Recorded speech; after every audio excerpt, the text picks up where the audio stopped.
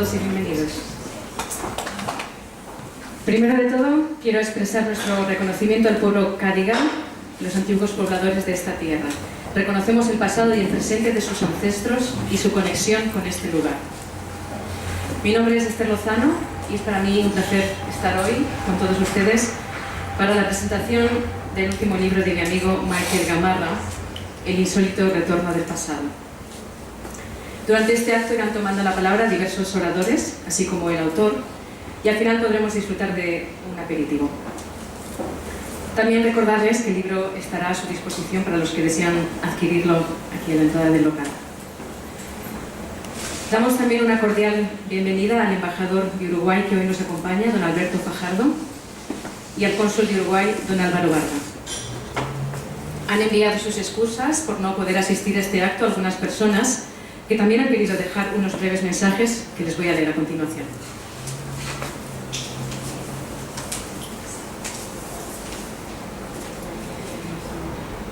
Mensaje del embajador de Uruguay en Bucarest, Pedro Moamaro. Querido amigo Michael, estamos contigo espiritualmente y con el pensamiento desde Bucarest y te deseamos mucho éxito con la nueva novela El insólito retorno del pasado, que seguramente nos apasionará leer como tus anteriores libros. Vayan también nuestros cariñosos saludos a tu linda familia y a mi estimado colega Alberto Fajardo, que por suerte ha cultivado muy buenas amistades en ese gran país. Un fuerte abrazo, Pedro Moamaro. Otro mensaje del cónsul general de Chile en Sydney. Querido Michael, hoy he recibido por el correo tu invitación al lanzamiento de tu nuevo libro. Es evidente que eres un prolífico escritor. Desafortunadamente no podré acompañarte, pero te deseo el mejor de los éxitos y te pido que me reserves un ejemplar. Te mando un fuerte abrazo, Ignacio Concha, cónsul general de Chile. Tenemos otro mensaje también del cónsul de Bolivia, en Sydney. Estimado Michael, agradezco la gentil invitación a la presentación de tu nuevo libro. Te felicito por este nuevo emprendimiento, que seguramente será tan exitoso como los anteriores. Disfruté enormemente la lectura de tu novela Dos lunas en el cielo, y seguramente acontecerá lo mismo con esta. Deseo que continúes disfrutando de la acogida que tus obras han tenido siempre. Recibe un cordial saludo, Antonio Morón Nava, cónsul de Bolivia. Tenemos también otro mensaje de Mercedes Guirado. Mercedes Guirado es una destacada periodista española que se inició en Argentina y regresó a España, donde trabajó en televisión y en otros diarios de su país, y colabora con la editorial Cervantes Publishing. Hoy nos preparamos para conocer otra obra de la narrativa de Michael Gamarra, y ese anuncio por sí mismo es motivo de celebración, porque nos abre las puertas a un nuevo disfrute con las letras en nuestro idioma. Gamarra es ya un escritor de envergadura, un autor muy sólido, con un estilo, una elegancia y unas dotes especiales para atrapar al lector con apasionados relatos. Quienes hemos podido leer sus anteriores obras y cuentos, sabemos que nos esperan horas de placer con la lectura de esta novedad. Además de darle la enhorabuena al escritor, quiero aprovechar la oportunidad para reiterar mi admiración hacia quien es excelente editor y director de publicaciones de gran calidad. Y por añadidura, y más importante aún, una de las mejores personas que he tenido el privilegio de frecuentar durante varios años, aunque no personalmente, sino a la distancia. Mercedes Guirado, que escribe desde Málaga, en España. También hay otro mensaje de José Ramón Martínez. Estimado amigo Michael, mucho te agradezco la invitación a la presentación de tu libro, pero no me será posible asistir. Igualmente te deseo mucho éxito en la presentación y con seguridad me haré de un ejemplar para disfrutar de tu prosa.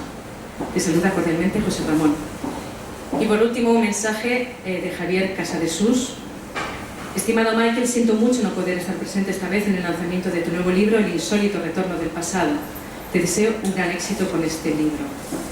Y ya para terminar, otro mensaje de Jacqueline Nancito, profesora de español en la Universidad de Cleveland, eso es. Mis estimados colegas, me interesan mucho las obras de Michael Gamarra y estaría muy agradecida si me pudieran mandar una copia de cada una de sus obras, ya que me gustaría incorporarlas en una clase sobre la literatura en exilio en el futuro próximo. También estoy pensando traducir algunas de sus obras del español al inglés, ya que tengo mucha experiencia en el arte de la traducción, con traducir Los recados de Mistral, de Gabriela Mistral, Premio Nobel de 1945, y de los microcuentos de la Pía Barros, chilena. a los poemas sobre los judíos sefarditas en las islas griegas por la poeta y activista de derechos humanos Marjorie Agosin. Saludos cordiales de Jacqueline.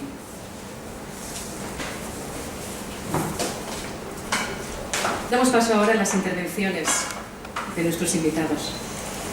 Comenzamos por el profesor Roy Boland, que muchos de ustedes conocen, por supuesto. Les leeré una breve historia de su persona y de su currículum.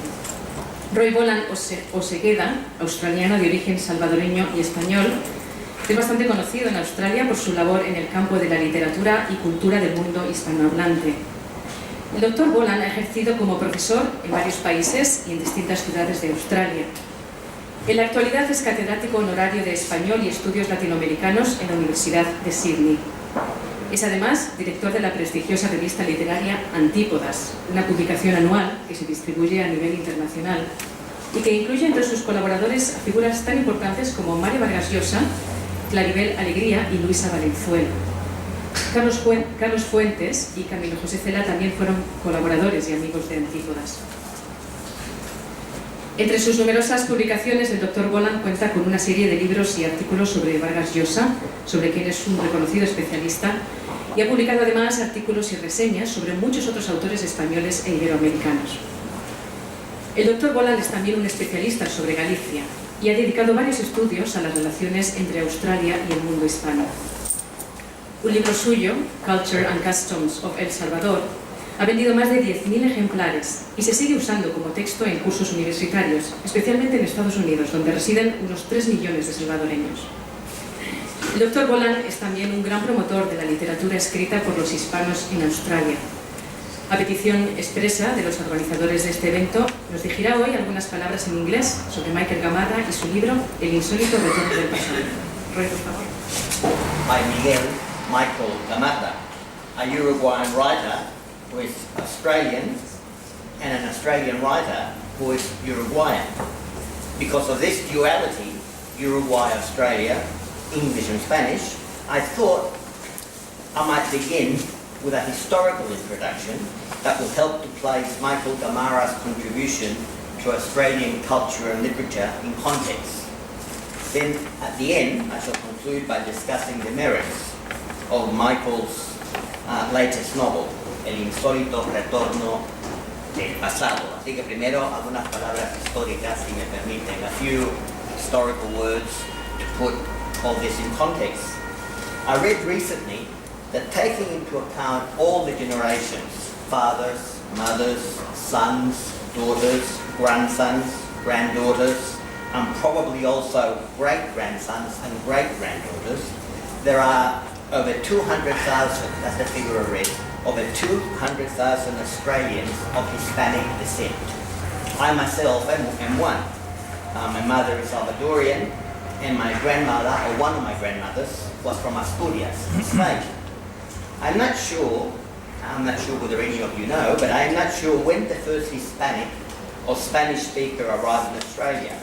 It is possible, I have read, in fact, and it could even be likely, that some convicts of Spanish origin may have arrived with the early fleets from England in the 1780s, 1790s, and so on. However, it is known that the first free settler, not convict, the first free settler was Bautista Leimas de Arrieta, a veteran of the Peninsular Wars who reached Sydney aboard the Duke of York in 1821. Of course, in my opinion, Michael Gamarra's achievements make him a member of this list. Certainly, since his arrival in Australia, I think 40 years ago, Michael Gamarra has helped to enrich Australia's cultural heritage. As you know, he is a publisher, an editor, a broadcaster, a playwright, a journalist, and a writer of short stories and now of novels. He is without doubt a prolific member of the Australian Hispanic literary establishment. I would just say Michael's a writer in Australia who happens to write mainly in Spanish. I could be wrong, but I think Michael has written about 10 books, some of them in bilingual Spanish editions, and some of these books are found in library shelves in universities all over the world. Certainly I was in Alabama, University of Alabama, last year and I found one of Michael's books in the university library. But Michael's an Australian, I hate saying Australia, an Australian Uruguayan writer whose books are found outside Uruguay and Australia. Michael Gamarra is here today as a novelist. So I want to conclude, and I will conclude, by addressing his latest publication, El Insólito Retorno del Pasado, which in English I think would be something like The Unexpected Return of the Past. I shall not spoil you the pleasure of reading the novel by revealing the plot. That would be a total spoiler. Rather, I shall try to explain why I am a literary critic. I will try to explain why I consider that this is a good novel. Firstly, it is a good novel because, paradoxically, Michael Gamarra is a good reader. Gabriel García Márquez once said, no se puede ser buen novelista, buen escritor, sin ser buen lector. Michael Gamarra proves that, I think. A good novelist has to be a good reader. In El Insólito Retorno del Pasado, there is every evidence that Michael Gamarra has read the greatest novel of them all, Don Quixote de la Mancha, and that he has applied the lessons learned from reading Cervantes to his own novel.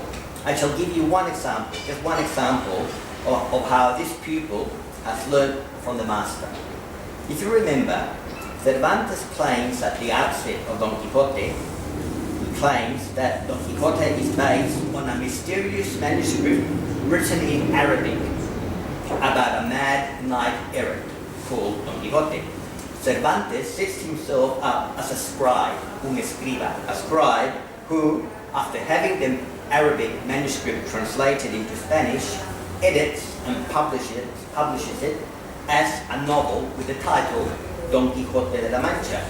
Now, in El Insólito Retorno del Pasado, Michael Gamarra uses a very similar trick or ploy. At the outset of the novel, when you read it, you will see that there is un escriba, a scribe, who claims that he has documentary evidence about an unusual story which he now proposes to write. The documentary evidence is oral, he talks to people, to witnesses, and written. He finds some letters. So the documentary evidence, oral and written, and a lot of this evidence is in English, which means that, like the scribe in Don Quixote, Gamarra's scribe has to translate and edit all his evidence before he can publish it. Here you have Michael Gamarra using a well-known Cervantes trick. Now, the interesting thing about this Cervantine trick is that the novel creates the illusion that the text that we are reading is factual. In other words, we are reading a true story. But of course, this is a gross paradox. For a novel by definition means a fiction, a lie. Una novela es una ficción, una mentira. And of course, like Don Quixote, El Insólito Retorno del Pasado is a fiction, it's an invention, it's a lie. But this does not mean that the pages of Michael's novel don't contain certain truths. There is a very famous book by Mario Vargas Llosa that some of you might have read, La Verdad de las Mentiras, The Truth of Lies. This title, The Truth of Lies, summarizes Gamarra's novel. It is a beautifully written lie which tells certain truths about life, about love, about death, about peace, about war, about trust, about hope, and all the other contradictions that make up human existence. And to finish, there are charming scenes of human warmth and solidarity in Michael Gamarra's novel, but there are also scenes of blood and violence. However, nothing in this novel is gratuitous. By this I mean that nothing is inserted just for the sake of shocking the reader. Every word is in good taste. A fine example of what I mean is the one sexual scene. It's the first time in Michael's novel that I think sex appears. There is one sexual scene, but it is very delicately understated. Nothing like 40 Shades of Grey. We're in a totally different world. There is a gentle squeeze, the reader reads, there is a gentle squeeze, if I remember there might even be a kiss. The couple go into the bedroom, close the door, and the rest is left to the reader's imagination. I like that, rather than being bombarded with all this graphic, pot-boiling stuff that you read nowadays. Now, I can remember in this novel only one nasty word, if you can call it nasty nowadays. In the whole novel, there is only one nasty word, bastardo. Son of a bitch, I suppose. But this is a fitting insult for a kidnapper and would-be murderer, who in Spanish would be what we would call el malo de la película. He is what George Bush would call the bad guy. Now, to finish, composed in very well-crafted prose and in a fluent style, El insólito retorno del pasado revolves around the theft, concealment and hunt for a valuable Swiss clock, a precious antique that somehow finishes up in Sydney. On the one hand, the plot turns the novel into a detective novel. If you like detective novels, you will like this one, because there is information that is revealed, there are false leads, there is intrigue, there are mysterious letters, secret compartments, characters who disappear, exotic strangers, and there is research amongst musty shelves and files in libraries in 2 or 3 countries. There are also kidnappings and police raids. But the novel is more than just a detective novel. It is full of surprises, as you will see. It is also a ghost story. It is a beautiful love story. It is a coming-of-age story. It is a portrayal of a multicultural society, Sydney, in 2 different periods of the 20th century. And the novel ends up as a sort of travel story to Africa, a mysterious continent that I suspect could well provide the setting for a sequel for Michael's next novel. So I hope I have whetted your appetite by illustrating some of the salient features of Michael Gamarra's novel.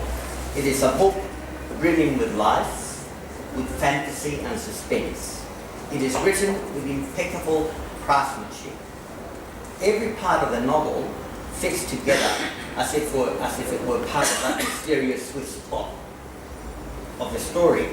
So to finish, I will just say that to me, Michael Gamarra in this novel proves once again that he can certainly tell a good story, and I congratulate him for it. Thank you, Michael. ¿Qué puedo decir? Ya acá Roy ya lo ha dicho todo. Prácticamente no queda más, solamente como dicen a veces en la televisión, buy the book. No, compren el libro. No, en serio. Uno se sienta a leer este libro y se lee fácil. El problema es que se lee demasiado rápido, demasiado bueno, entonces uno no deja. Entonces uno termina y está esperando, como decía acá, part 2, ¿no? La continuación de la historia. Realmente es muy agradable, pero no quiero acá entrar a hablar demasiado, porque creo que ya lo ha dicho muy bien acá Roy sobre la novela en sí, sino algunos conceptos, tanto sobre Michael como sobre algunas ideas que pueden estar aquí en el libro y que yo siempre trato de mencionar cuando hago una intervención en esta sociedad multicultural, como dice acá Roy.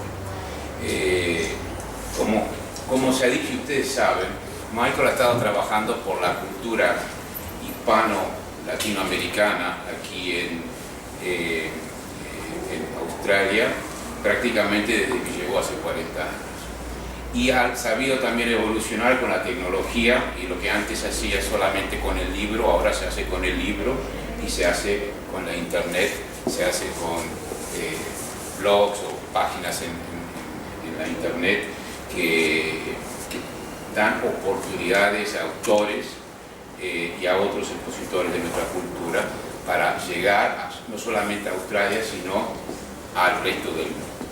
Entonces, esa labor es fundamental cuando uno tiene una diáspora, en el caso nuestro, Uruguay, pero los otros países latinoamericanos también y España, porque uno trata, en el caso nuestro como representante de nuestro gobierno, de mantener ese vínculo, y para eso el idioma es fundamental, y tener un individuo como Michael, que constantemente está trabajando, no solamente en el área literaria, porque los ha mencionado, pero él fue uno de los principales responsables de que se tenga una plaza iberoamericana en Sydney. O sea, tratando siempre de mantener y de introducir nuevas formas de mantener el vínculo con nuestros países, sin dejar de reconocer que están aquí en Australia, que los hijos y los nietos son australianos, pero mantenerlo vinculado a la madre patria en cierto sentido, que en el caso nuestro sería el Uruguay, a tal punto que sus nietos, que son bien uruguayos, pero ya han viajado, creo que los dos, o dos de ellos, o tres de ellos han viajado al Uruguay, y eso es importante para nosotros porque permite que gente que se haya criado en países desarrollados, con una educación desarrollada, y posiblemente tengan no solamente técnicas y estudios, sino también inversiones que puedan servir para nuestros países, se mantengan conectados con nuestros países. Y eso es muy importante. Y al mismo tiempo, ahora cada vez van a venir más, en el caso nuestro de uruguayos aquí, porque hay un nuevo programa de visas que va a permitir que hasta 200 estudiantes jóvenes uruguayos vengan. Y va a ser ahí la labor también de Michael, es importante, porque cuando quieran, antes de venir, saber entender un poco más sobre Australia y sobre la comunidad hispana en Australia, yo creo que va a ser la fuente, y su sitio web va a ser un instrumento muy importante para eso. Así que eso en cuanto a la labor de él. En cuanto a la obra, creo que, y lo menciono, ¿no? El factor de la inmigración es fundamental, y la vuelta que da la obra para que diferentes inmigrantes y diferentes generaciones de inmigrantes de diferentes países se van juntando, se van encontrando y van desarrollando la obra. Y eso demuestra al mismo tiempo cómo las comunidades inmigrantes han sido las que han formado. Obviamente Australia es un país de inmigrantes, pero también Uruguay y muchos países de América Latina fueron países de inmigrantes, con una población aborigen, pero agregando a nuevas generaciones de diferentes países. Y eso de alguna manera lo integra muy bien, y me parece que aquí a todos ustedes, que la gran mayoría que son hijos o nietos de inmigrantes que han llegado a Australia, van a disfrutar, porque van a ver en algunos de los individuos y personajes de la obra, se van a ver reflejados. Entonces me parece que eso es otro motivo más para poder disfrutar de esta obra. Así que, Michael, muchas gracias. Seguí trabajando por nuestro idioma, nuestra cultura, y por Uruguay también. Gracias.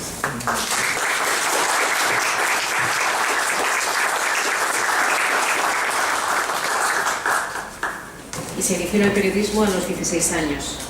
Más tarde puso estudios de literatura inglesa, traducción y lingüística en las universidades de Cambridge, en el Reino Unido, y New England, en Armidale, Australia. Desde que se trasladó con su familia a este país en 1973, continuó su carrera de periodista y editor. En 1981 fundó la editorial Cervantes Publishing y la revista cultural Versión. Durante más de 15 años ha sido editor asistente de la revista anual Antípodas, que se publica en colaboración con las universidades de La Trobe y Queensland. En 1991 fundó la revista Ontanar, que sigue dirigiendo y que ahora se distribuye en formato digital en más de 30 países.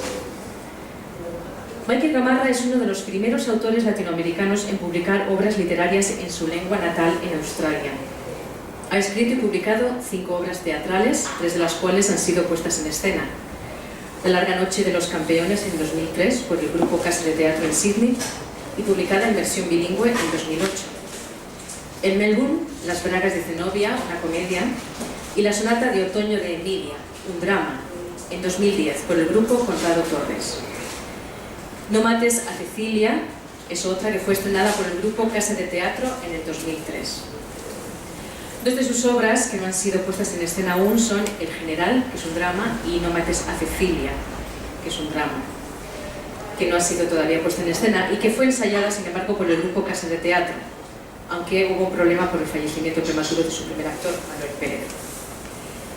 Ha escrito también Michael un libro de artículos y ensayos titulado Lo que dije y sostengo, en 2008, en el que se mencionan sus 2 encuentros con Victoria de Los Ángeles, así como la vida de Margarita Xirgu en Uruguay, pasajes de la vida de Miguel de Unamuno y otras figuras importantes de la literatura hispana. Sus 3 colecciones de cuentos son El manuscrito australiano, que ya está agotado, Viaje al Renacimiento y otros relatos, que fue reeditada en Uruguay por Torre de Vigía Ediciones, y En busca de Marcelino y otros relatos. Ha escrito 2 novelas cortas, Dos lunas en el cielo, muy bien recibida por los lectores de Australia e incluso elogiada por 3 escritores de Uruguay, y la que presenta hoy, El insólito retorno del pasado. Una novela que atrapa al lector con gran maestría desde sus primeras líneas. Estoy segura de que disfrutarán de ella y que les mantendrá en vilo, como me sucedió a mí. A continuación, hará uso de la palabra Michael Camacho. En primer lugar, agradezco mucho a todos ustedes el estar aquí conmigo para compartir este momento y es muy grato tenerlos aquí. Quiero hablar en primer lugar sobre el señor embajador de Uruguay, porque hace unos días, más de una semana, visité Canberra para solicitarle personalmente que hiciera la presentación de este libro. El señor embajador es el único funcionario de carrera en la embajada. Hasta hace 2 años había un segundo, otra persona con capacidad para sustituirlo en determinado momento, pero en este momento él es el único y trabaja con el personal administrativo naturalmente. Yo contaba con que me diera 20 minutos o media hora para no estropear su trabajo. Bueno, me consiguió 3 horas. De modo que realmente tengo una deuda de gratitud con el señor embajador, porque en la embajada fui tratado como se trata a la persona más importante en la política australiana, sería Kevin Rudd. Así me sentí yo, porque yo oía que él llamaba por teléfono a todo el mundo, pero cada 15 minutos venía, ¿está bien? ¿Está todo en orden? ¿Todo en orden? El personal también, realmente muy capacitado y muy hospitalarios, esa es la palabra. Realmente yo diría que el embajador además, en esa charla que tuvimos previa en las primeras 2 horas, me di cuenta de que es un hombre de una capacidad que asombra realmente. En los pocos años que ha estado en Australia, ha podido concebir una serie de elementos que muchos de nosotros con 40 años acá todavía no los conocemos. Él conoce mucho respecto a la organización política, a la economía de este país, pero por sobre todo a la idiosincrasia del australiano. Es increíble, pero es la verdad. De modo que yo he contraído una deuda de gratitud y no sé cómo la voy a pagar, pero algún día la voy a pagar. De todos modos, también quiero agradecer acá al señor cónsul de Uruguay, la cónsul de Perú. Pensábamos que vendría, dijo que confirmó que venía, pero no he podido, como no la conozco, no he podido saber si llegó o no. En realidad lo que yo tengo que hacer aquí es hablarle un poco del libro, darles una idea, no les voy a contar todo, ¿no? Por supuesto, pero quiero darles una idea del nacimiento, cómo nació este libro. Naturalmente es una obra de ficción, es una obra realista, pero con un realismo bastante utópico, quizás. Ahora bien,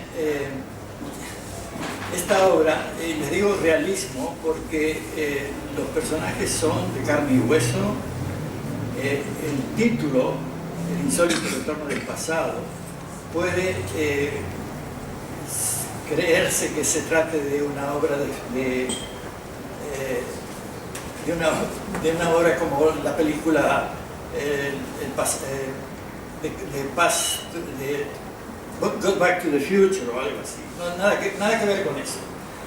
Es realista, los personajes son el calco de una pareja que yo conocí hace muchos años, que eran realmente dos personas fuera de serie. Esas personas eran las personas más generosas que he conocido en mi vida. Sin embargo, no estaban promocionando ninguna religión, ni eran religiosos en absoluto, pero eran también las personas más honestas que he conocido. Incluso a él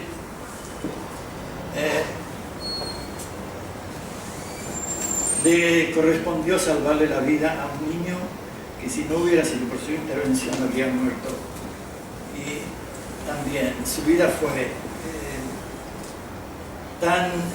tanta generosidad hubo en su vida que murió en una forma asombrosa, ayudando a sus vecinos. Tuvo un accidente y ya no se recuperó más. Pero ahora yo debo hablarles entonces un poco de la novela, porque quiero que no haya discrepancias con las personas que la han leído, que fueron 4 que figuran ahí en las primeras páginas del libro, el doctor Javier Révolo, el profesor Leonardo Rosiello, está en Suecia, profesor en la Universidad de Uppsala, Florencia Melgar, autora de un libro que tuvo gran resonancia en el Río de la Plata, y el profesor Boland. A ellos les estoy inmensamente agradecidos por las sugerencias, por el trabajo que se tomaron, porque leer un libro en las condiciones que yo les pedí, es decir, buscando errores, buscando incongruencias, no se puede disfrutar. De todos modos, vale un agradecimiento a todos ellos. Bueno, el testimonio de gratitud lo extiendo también al señor cónsul de Uruguay, porque siempre ha formado parte de este baluarte de gente de uruguaya que en Australia se ha destacado.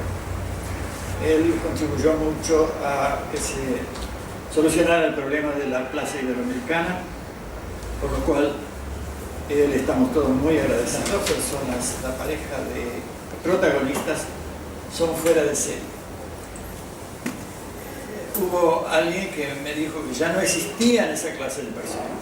Bueno, yo tuve la oportunidad de conocer una pareja, como les dije, y por eso sabía que se podía encontrar todavía en el mundo gente decente, gente generosa, a pesar de que sí, sabemos todos que hoy en día lo que predomina es el dinero, y tanto en los libros que leemos, en las películas que vemos, en la televisión que vemos, lo único que se promociona es la violencia en forma increíblemente, ya no se sabe a qué punto se llegará. La violencia, el sexo y las drogas, eso es lo único que se ve en la televisión. Hasta en los anuncios de televisión usan la violencia. Entonces, yo, ya les digo, encontré esa pareja y los conocí por mucho tiempo y supe que existe gente diferente. Y por eso pensé que esta novela podía presentar, siendo una obra de ficción, tener el realismo suficiente para poder presentar algo que no sucedió exactamente, pero que presenta caracteres, personajes que son, que pueden existir, que han existido.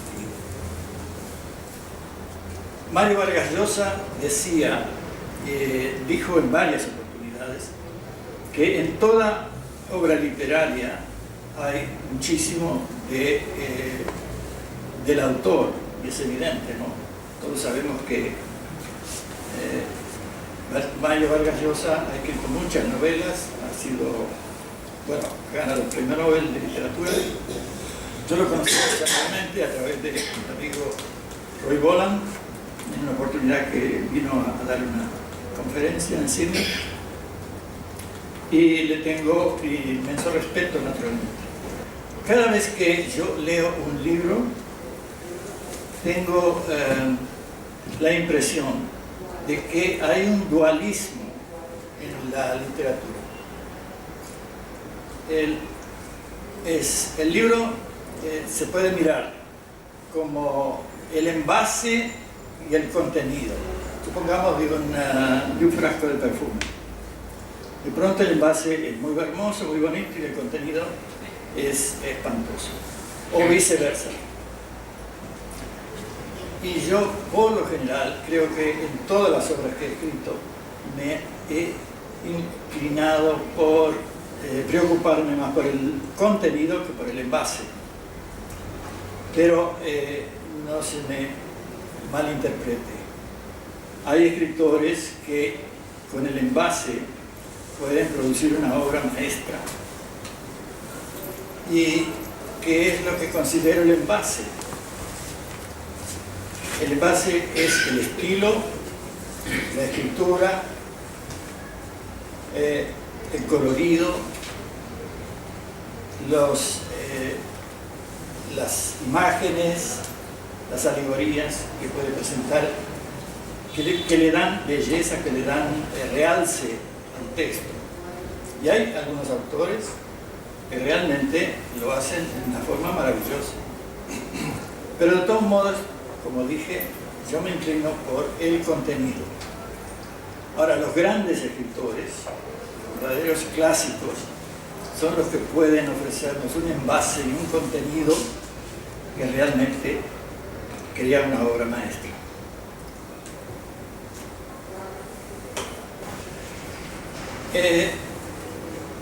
El profesor Boland mencionó los escribas de la antigüedad,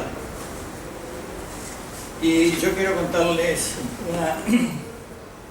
un par de anécdotas respecto a lo que significa ser un escriba en la época de los anterior a Gutenberg. Los monjes y los eruditos creaban algo y el escriba lo ponía en papel. O sea que el escriba no creaba nada, el escriba solamente estaba para hacerlo aparecer en un libro. Ahora bien, yo siempre tuve la costumbre de escribir de medianoche a 3 de la mañana. La mayoría de mis libros han sido escritos en esas horas, la hora en que está uno siguiente, no hay ruido de ninguna clase, y parece que existieran voces que nos dictan lo que vamos a escribir. Por eso yo pienso que en ese momento me siento un escriba. Y les cuento lo que me dijo el famoso escritor español, gallego, Alfredo Conde, en una oportunidad que conversé con él cuando lo estaba entrevistando acá en Sydney. Y me dijo, dice, yo a veces leo algo que he escrito hace mucho tiempo y me pregunto, pero yo escribí eso. O sea que cuando él me dijo eso, yo comprendí que no era un problema mío solamente.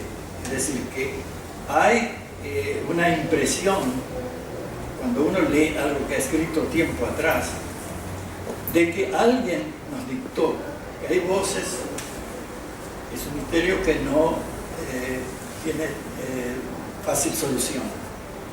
Pero yo estoy seguro que aquí tenemos escritores presentes que pueden haber tenido una impresión similar. Ahora bien, no quiero extenderme mucho porque se nos hace tarde y les quiero contar una anécdota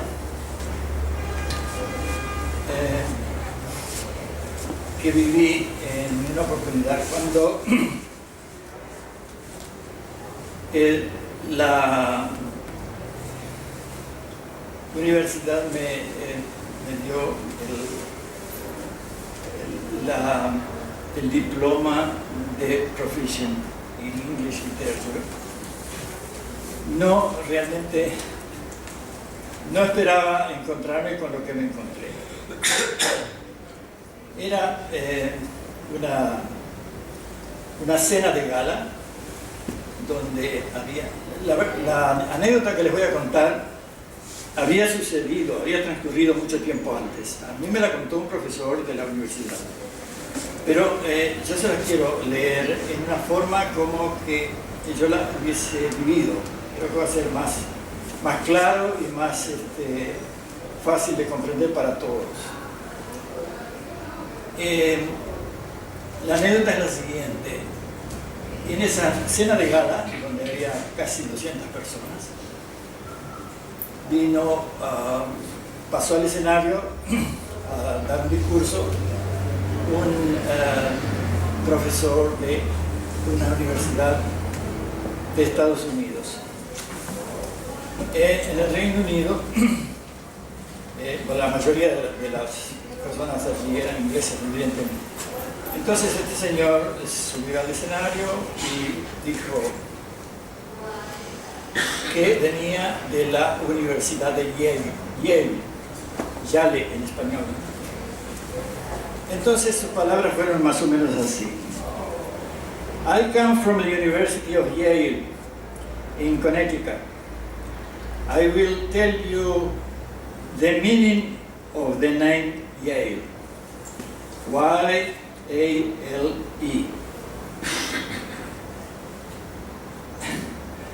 The first letter, Y, is for youth. Obviously, majority of our students are young. And he spent 15 minutes talking about youth, the meaning of youth. Then he said, A is for advancement. And again, he spent 15 minutes talking about the meaning of advancement. Then he said, now the letter L. L is for learning.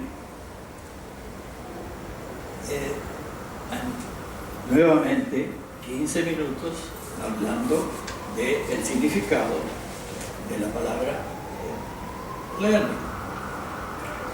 Finally, he mentioned the letter E.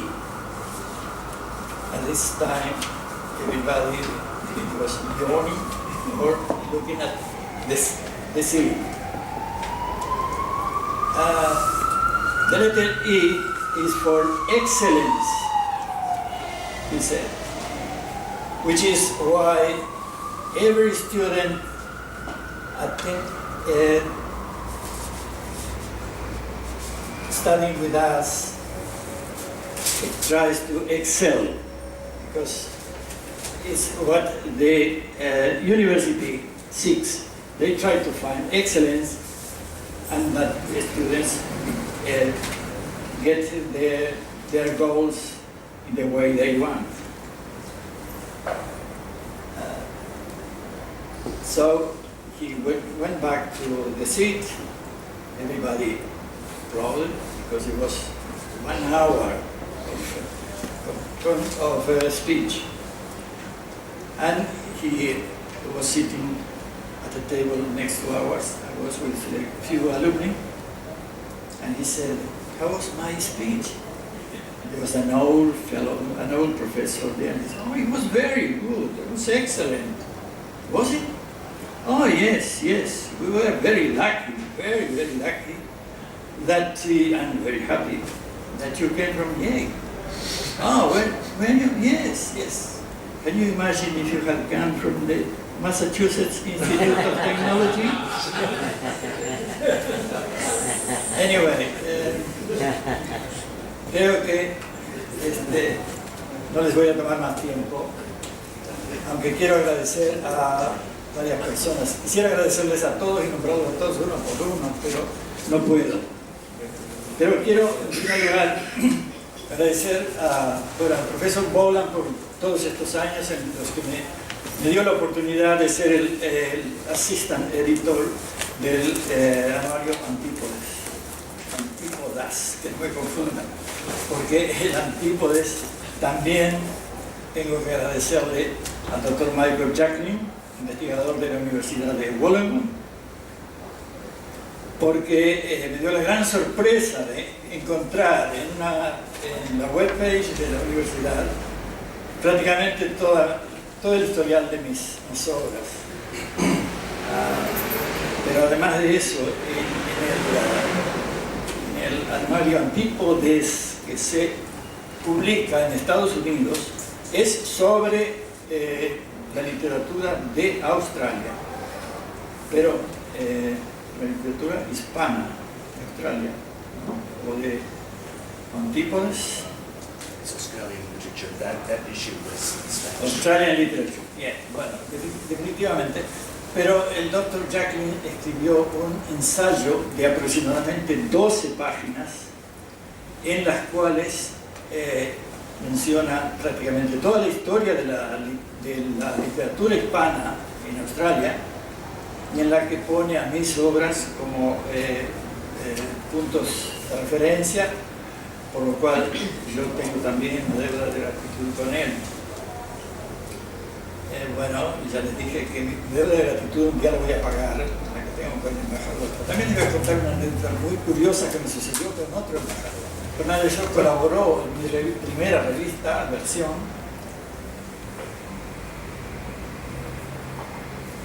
y nos hicimos muy buenos amigos. 10 o 15 años después volvió a Australia, y cuando yo me enteré que él estaba dando una conferencia, fui allí, lo saludé, me reconoció, bueno, y me regaló un libro. El libro era La vida del primer cónsul español en Australia, que también mucha gente no sabe.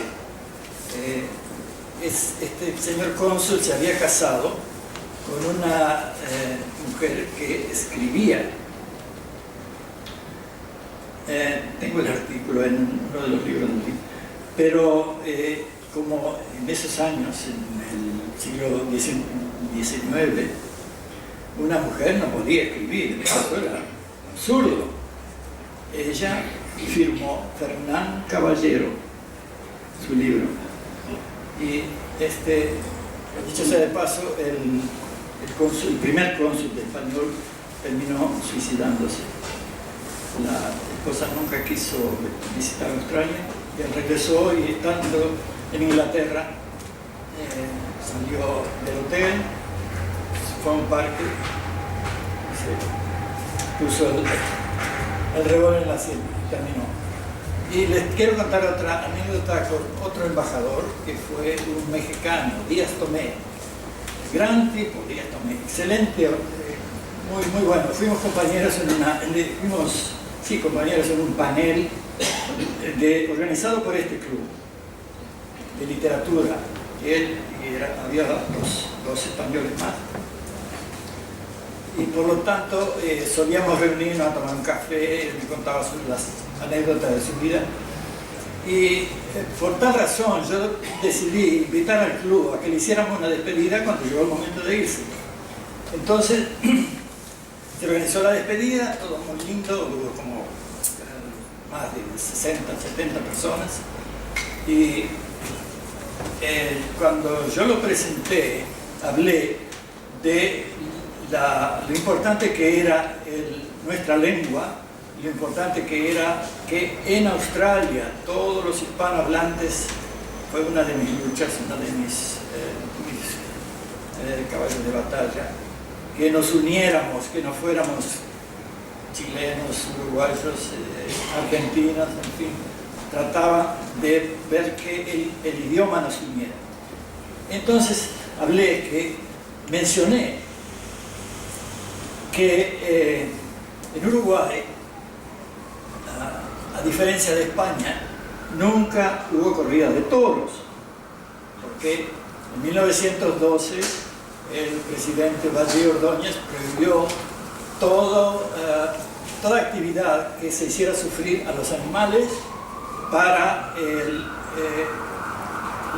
la diversión de los seres humanos.